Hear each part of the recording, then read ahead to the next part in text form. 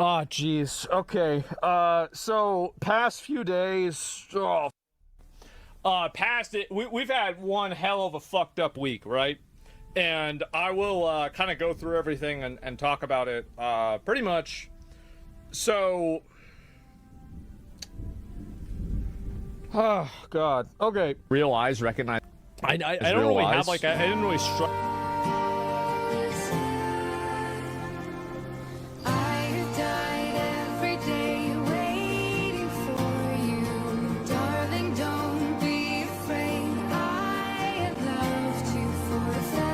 Man, you know what this is like? This is Vanilla WoW.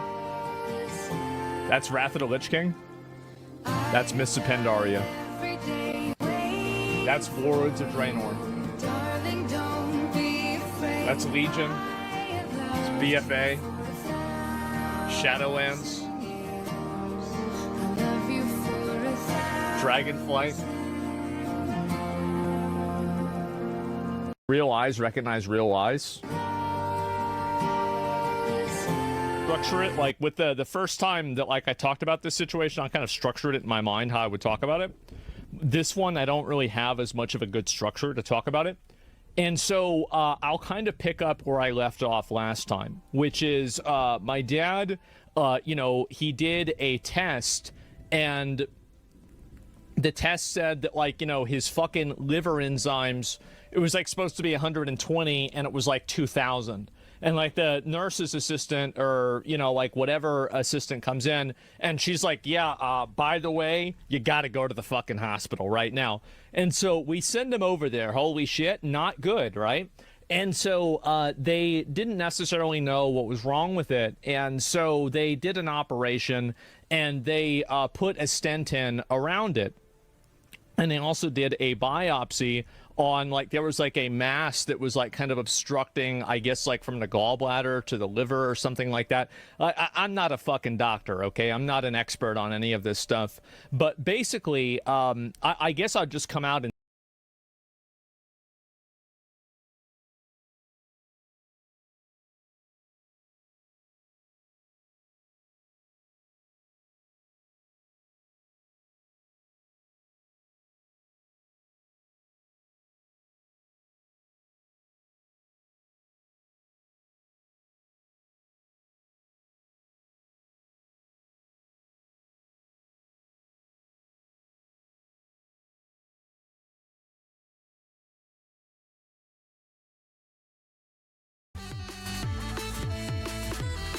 say it, right? I'm just going to say it straight up, flat out.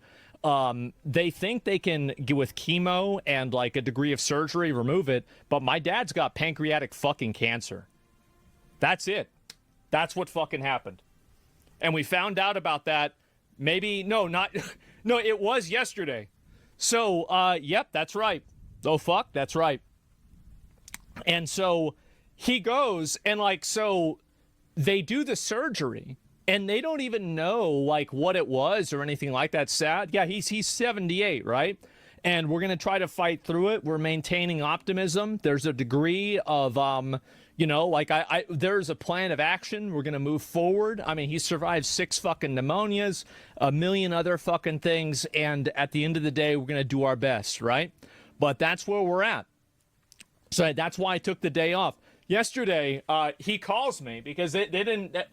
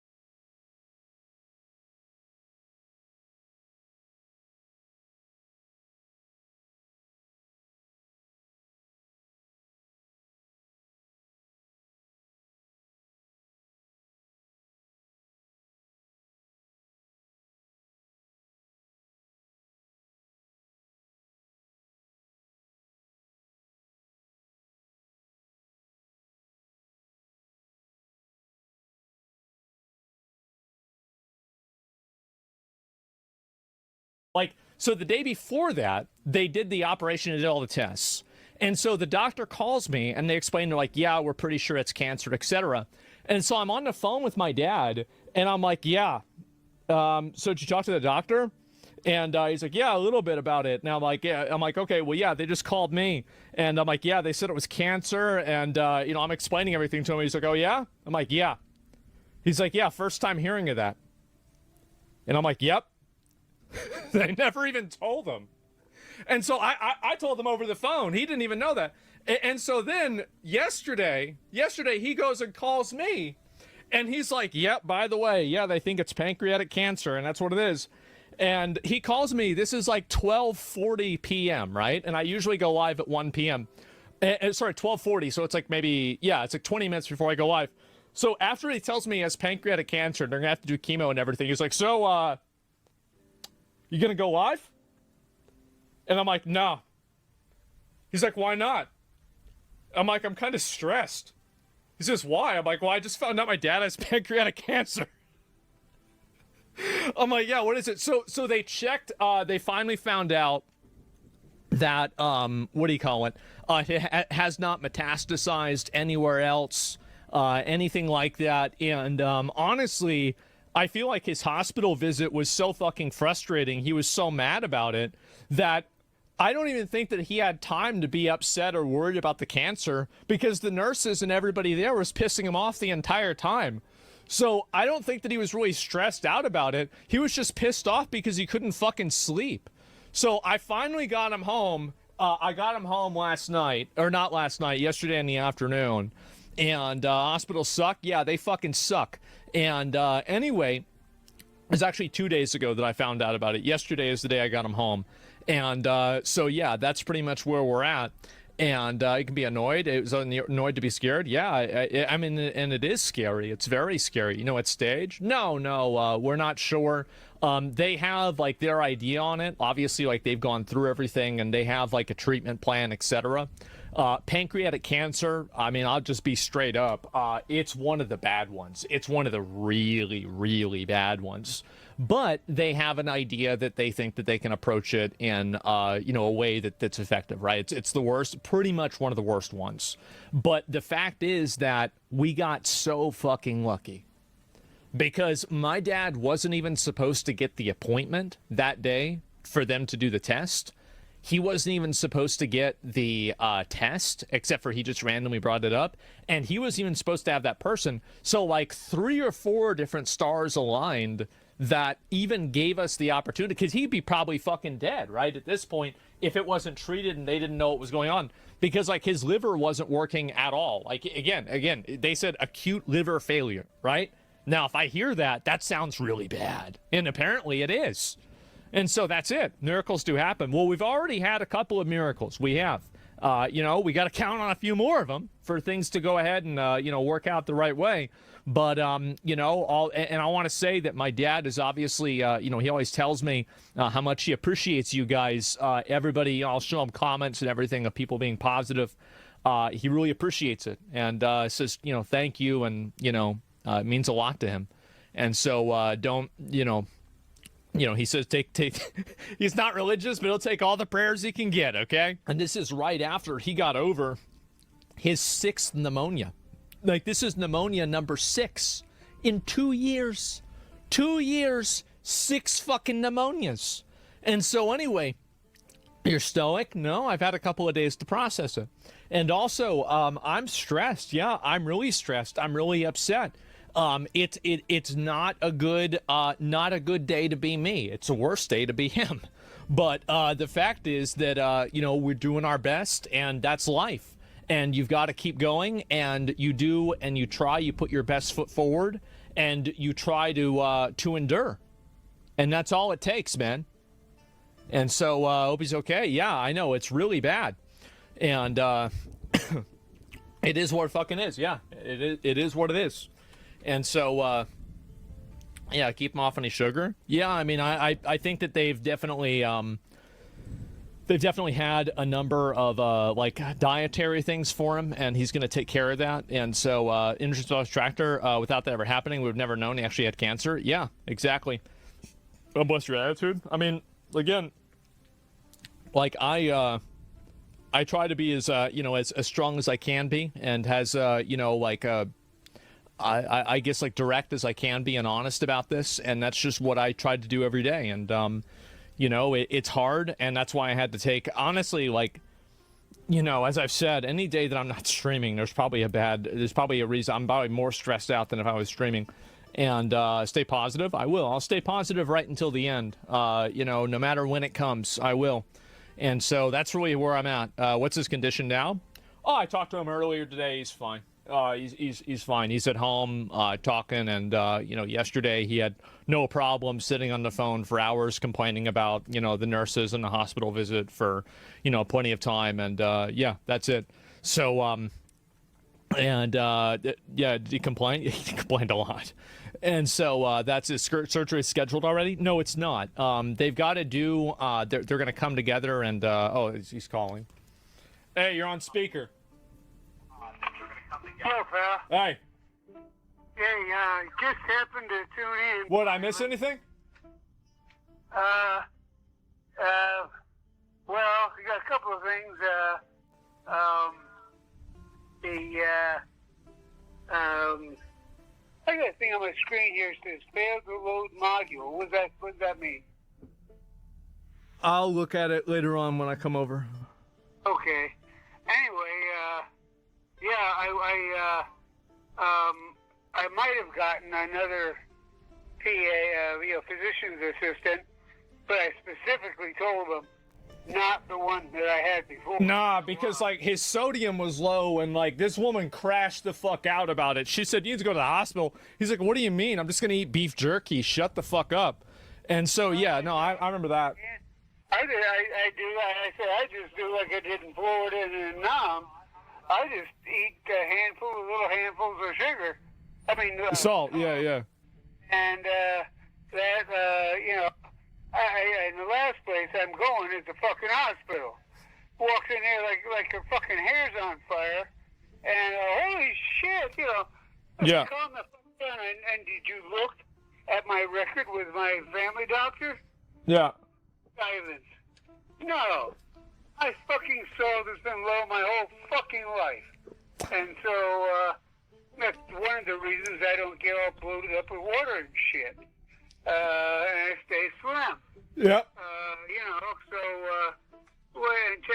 What the fuck does she know? So, but this one I got now, Zach, Amber called this morning. That's her name, yeah. And I was on the phone for like, I don't know. You said 40 minutes. Yeah, it was a long time. And she'll be checking on me and keeping up with me. She kept up with me all weekend. Kept checking on the stuff and keeping up on it. Like she's one of the good guys. Did she bring up the sodium? No. Well, how about that? Well, the sodium. Oh no. We didn't talk about it. We talked about the. No, I was just joking around. Potassium a little bit. Yeah. Right, yeah. I forgot to ask her about the fucking potassium. But anyway, I'm getting ready. Get this. I got up at like, I don't know. I don't remember what time I got up. It was late, And I told you earlier, I think it's 10 o'clock or something.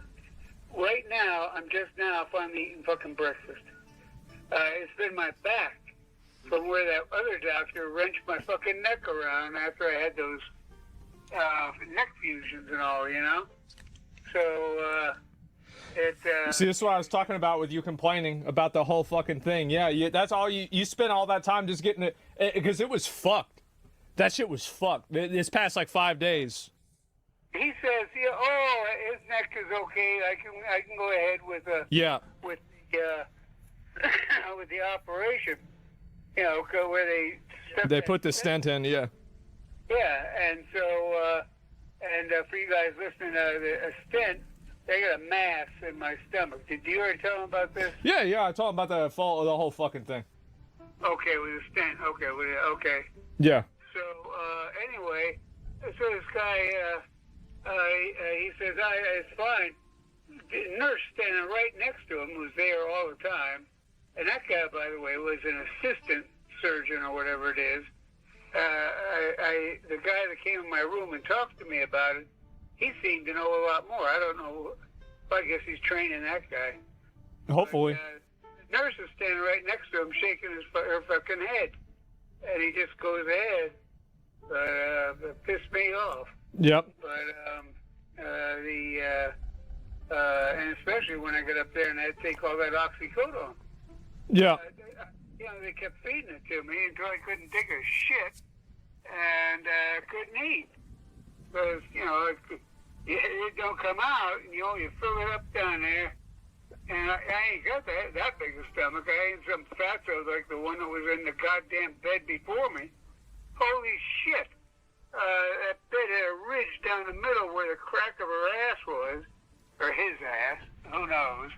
His or her ass. They're fat as fuck either way. Yeah, and remember that thing on the ceiling we saw that was they used for loading fat into the bed?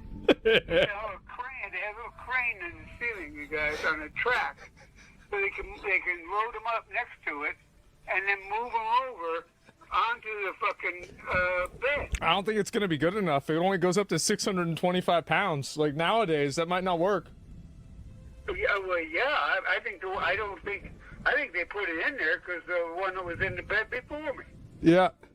Two big gullies where their ass cheeks were. Yeah. So, try to get comfortable in that bed after this guy's already wrenched around I had 4 fusions in my neck and a vertebra collapse and a rebuild on that. And, yeah. Wake the fuck up. And then the guy comes in later. He's real friendly and all. And I'm not going to shit on the guy, but I'd like to. Actually, I'd like to kick his fucking ass. Teach him a little bit about fucking sore neck with a baseball bat. So anyway. All right. Well, sounds sounds good. All right. Anyway, kicking my ass this morning. Yeah. All right. And I took a couple of my usual pain meds. Yeah. Instead of the high power shit, save that for when it gets really bad. Yeah. But anyway, Zach was right. I really do appreciate the well wishes, guys. What's weird about lately for me is I get fucking emotional about shit. You have been. Not my way. Not my way to get choked up. Nope. I do. And I can't believe how good you guys are to me. I watch the chat stream, and everybody else gets shit on. Zach gets shit on all the time because other viewers, we all know who that is, come on and brigade him with bullshitters in there. And I figured I get hammered, Yeah. At least by some people, but hardly any. Everybody's like Purple Hearts, which is so appropriate because, man, I got a Bronze Star, but I don't have any Purple Hearts. I thought you had 2 Bronze Stars. No, like 2 Army Commendation Medals for. Oh. One of them for valor, actually. And 1 for service. And, anyway, number 1 mission in Nam. Don't get a Purple Heart. Yeah. Blue Purple Heart. And then I learned later that I get, 10% preference on our government jobs and all. I say, oh, shit. I should have taken a Purple Heart for a couple of injuries. But I could have qualified, but I don't going to be a pussy, and I didn't get shot or anything. So anyway, I appreciate all that, and I got other people, friends, actually, good friends. Although one thing the old man told me back in Florida when I'd be working on their houses when I was a carpentry contractor. Yeah. They'd be walking around with me, chattering and telling me what to do, and, some 1920s way to do something. And and they say, the worst thing about getting old, Bobby, is that all your friends die. And that is so true. All my friends, even younger guys, way younger than me, a motorcycle wreck took out one of my Yep. best, very, very, very best friends. 49 years old. He was a genius, but he lost it. He lost it because it's this other shit he wanted to kill. I still want to kill him. Yeah, that guy's asshole. Yeah. Yeah, Mike. Well, we'll wait for the we'll wait if there's a terminal diagnosis, and Then Well, anyway, maybe we'll talk about that off stream. Say what? Maybe talk about that off stream. Talk about what? Never mind. Oh, yeah, all right. Yeah. I'll skip that. Skip over that. Uh-huh. And, but anyway, thanks a lot, guys. And thanks a lot for watching Zach to where he is highest on, during the day. And I know that there's somebody else seems during the day who gets hammered every fucking day, and that's just Oh, you don't gotta do them like that. So I know it does, and I wouldn't say anything, but he shits on you all the time. Yeah, I know. I know you're non-confrontational. I am. I make up for it on the other end. You sure do. I'm super confrontational. If they would only allow me to shoot everybody on the fucking... All right, so guys, he really appreciates all of the kind words. Hold off the side. Everybody, yep, all right. So I'm gonna go ahead and I will call you later. Okay, and I just close with one thing. Zach really has come through for me. He does my shopping, my laundry, helps pull my ass out of the fucking bathtub. Yeah, you got to get your old ass out of there. Yeah, I mean, that's how... Jesus. How sorry is that? But,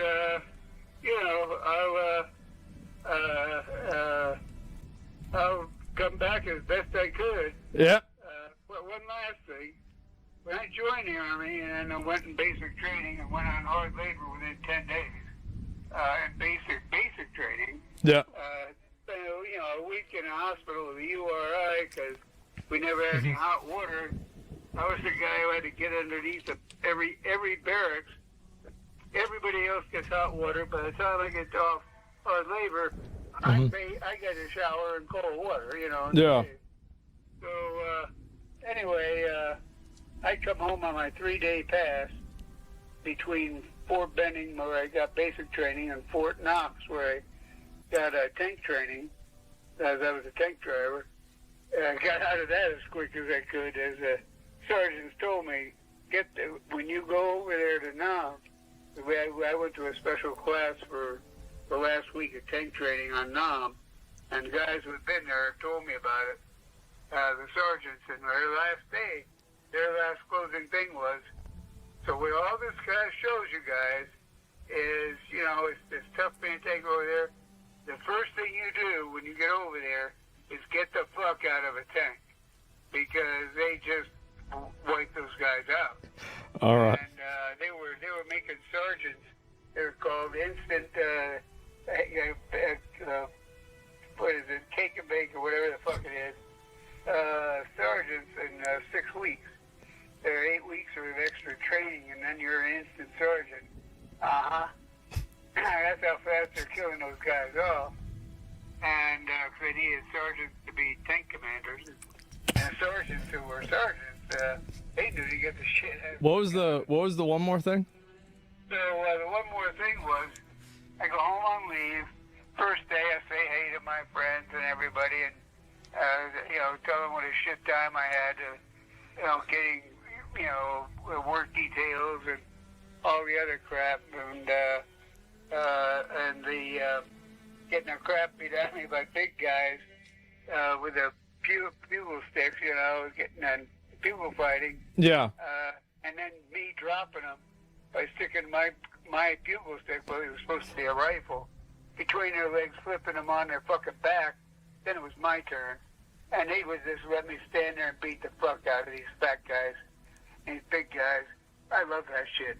But that was the good part of training. But Well, after it's all said and done, you're 78, your neck's fucked up, you've got all these injuries. Do you regret any of it? I regret I didn't come down heavier on a lot of people. Okay. But as far as my life goes, it's not a matter of regretting. What was I going to do? Yeah. My mom hated kids, and they say, Well, I mean about like all the injuries and stuff. well, the biggest injuries are actually in your fucking head and your heart. Oh, jeez. And that's the truth. Yeah. You take the hits from your own mom, who's supposed to be looking out for you. Your old man's, when you get beat up by adults, when you're a little kid, 4, 5, 6, 7, 8 years old, and you're taking hits in the side of the fucking head all the time, punched, hit with everything that they can pick up, which are from my old man. I used to take one of his slippers and throw it down the incinerator, and I'd hear him in there saying, "Joe," that's my mom, "you know where my other slipper is?" And I'd be in my bedroom laughing my ass off, confined to my room. "Oh, I don't know. Where are my new gold cufflinks? I can only find one. Do you know where I put these? Have you seen the other one?" "No, nobody's seen it because it's down in the fucking cellar being burned up, you fuckhead." And that's why by the time I got 16, I could really kick his fucking ass. That was fun. Yeah. I wanted to get back some more people, but Yeah. Okay. Well, that's the one thing. Yeah, for sure. on the way I had 3 days travel time. First day I spent seeing my friends and my mom. I never got a single hug from my mom, ever. Never heard "I love you," nothing. And that's the way it went her whole fucking life until she died, stark raving insane. But all beside the point. Second day, I go out with my little brother, who's like 7.5 years younger, and he's a Boy Scout and all this. I was like I don't know what the opposite of a Boy Scout would be, but I was that. And we took out some records. Like my mom's second husband loved this Irish music record. Mm-hmm. And if I heard Danny Boy one more time in my fucking life, I think I would have cracked. Yeah. So one of the first record we threw up was that one. We all hated it. And Lee was such a good guy, but Lee, the Danny Boy thing, it was too much. Yeah. So, and I have my shotgun, my 12 gauge, that pebble that I have now, Mm-hmm. and, so bam, we're blowing away records. And I had a mark on my, over my big toe on my right foot.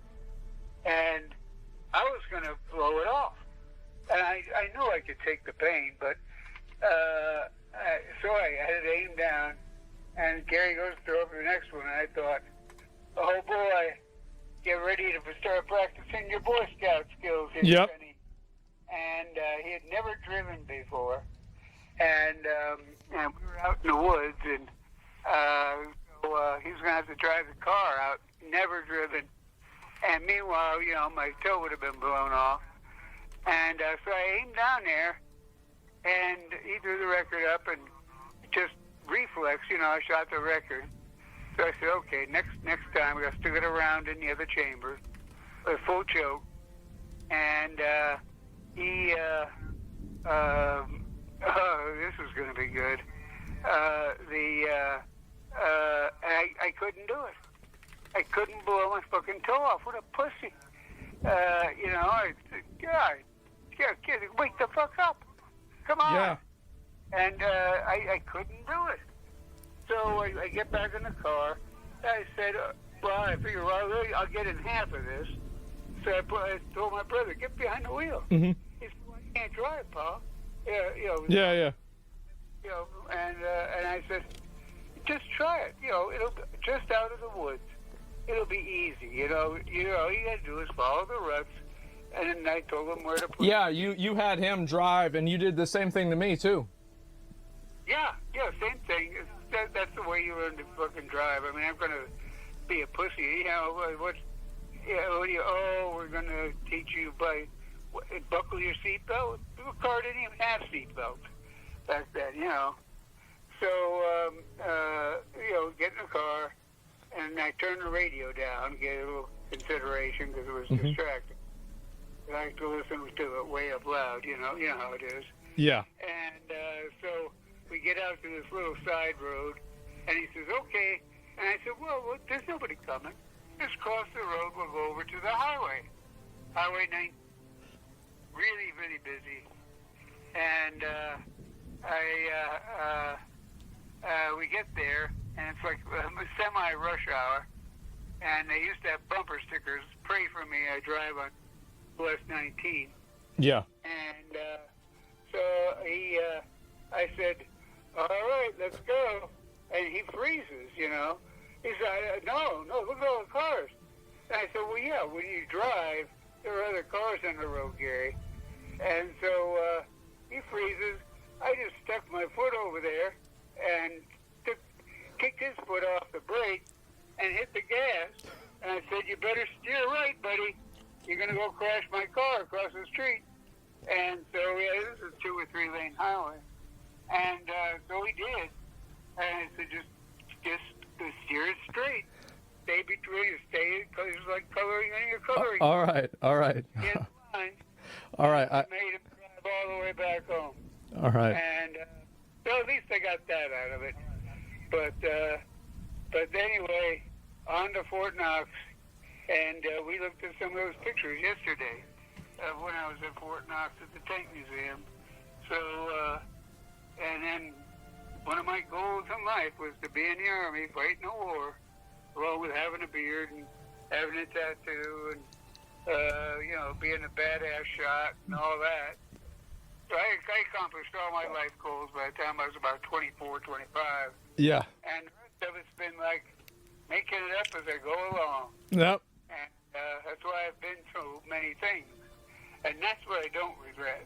All right. I moved states when I was a kid. I was a carpenter. I was a sergeant in the Army, just like I wanted to be. Went to a war.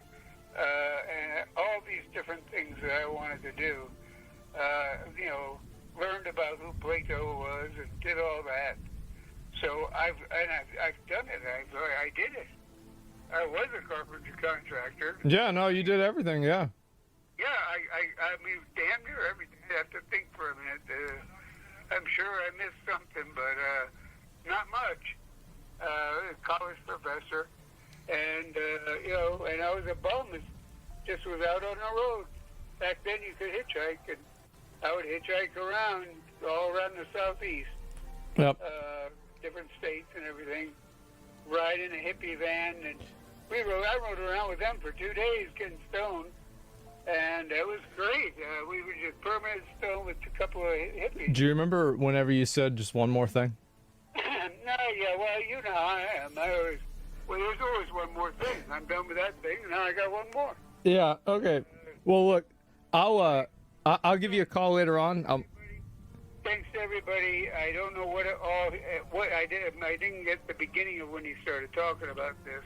Yeah. But and yeah, I love the way you guys say he just keeps going. Yep. And I just keep going. That's right. And I cuss them all the way.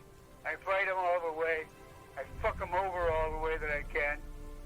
And with my friends, I give them money when they need it. I'm there for them always. And so I give as good as I get, and I give as bad as I get too. That's right. And that I'm really proud of. All right. So, thanks, guys. Thank you, Zach, my son,